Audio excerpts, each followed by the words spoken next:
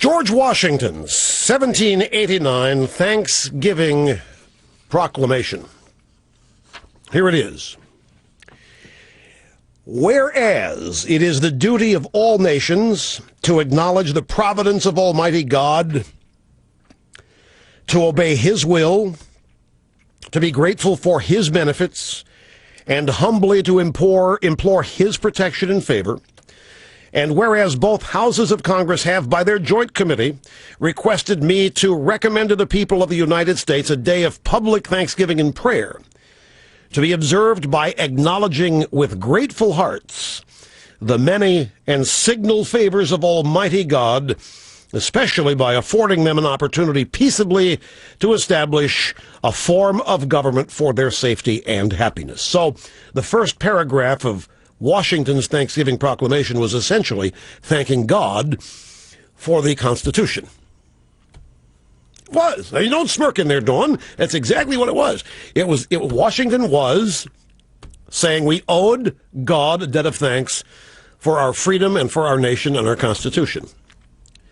He continued, now, therefore, I do recommend and assign Thursday, the 26th day of November next, to be devoted by the people of these states to the service of that great and glorious being who is the beneficent author of all the good that was, that is, or that will be, that we may then all unite in rendering unto him our sincere and humble thanks for his kind care and protection of the people of this country previous to their becoming a nation, for the signal and manifold mercies and the favorable interpositions of his providence in the course and conclusion of the late war, for the great degree of tranquility, union, and plenty which we have since enjoyed, for the peaceable and rational manner in which we have been able to establish constitutions of government for our safety and happiness, and particularly the national one now lately instituted for the civil and religious liberty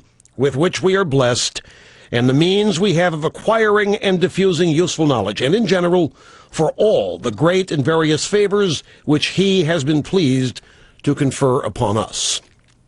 And also, that we may then unite in most humbly offering our prayers and supplications to the great Lord and ruler of nations, and beseech him to pardon our national and other transgressions, to enable us all, whether in public or private stations, to perform our several and relative duties properly and punctually, to render our national government a blessing to all the people by constantly being a government of wise, just, and constitutional laws, discreetly and faithfully executed and obeyed, to protect and guide all sovereigns and nations, especially such as have shown kindness to us, and to bless them with good governments, peace, and concord, to promote the knowledge and practice of true religion and virtue, and the increase of science among them and us, and generally to grant unto all mankind such a degree of temporal prosperity as he alone knows to be best. Given under my hand at the city of New York, the 3rd day of October, A.D. 1789. Father of our country. There you have it. That's the first Thanksgiving proclamation.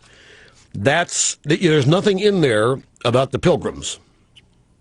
There's nothing in there about the Native Americans. There's nothing in there about a feast.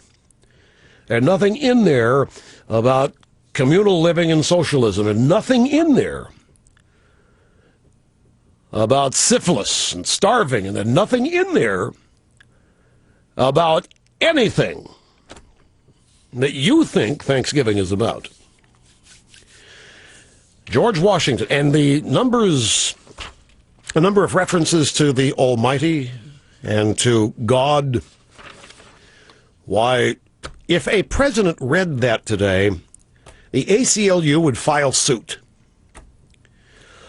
A number of other groups would claim oppression and having to listen to it, having it forced upon them.